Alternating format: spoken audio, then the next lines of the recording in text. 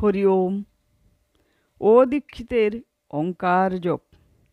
অদীক্ষিত অবস্থায় মন্ত্র জপে নিষ্ফলতা আসে, ইহাই সাধু বৈষ্ণব সজ্জনগণের মুখে শুনিয়া আসিতেছ।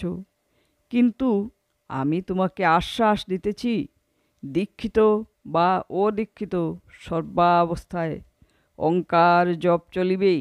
দীক্ষা ব্যতীত মন্ত্র জপ মরুভূমিতে বীজ বপন তুল্য ব্যর্থ হয়ে একতার সমর্থনে তুমি শাস্ত্রবচন আমাকে শুনাইতে পারিবে, কিন্তু শাস্ত্র যাহারা রচনা করিয়াছেন তাহারাই আজ আমার লেখনীর মধ্য দিয়া তোমাকে এই আপ্তবাক্য শ্রবণ করাইতেছেন যে, অন্য মন্ত্রের ব্যাপারে যাহাই হোক, দীক্ষিত বা অদীক্ষিত যে কোনো অবস্থায় ওঙ্কার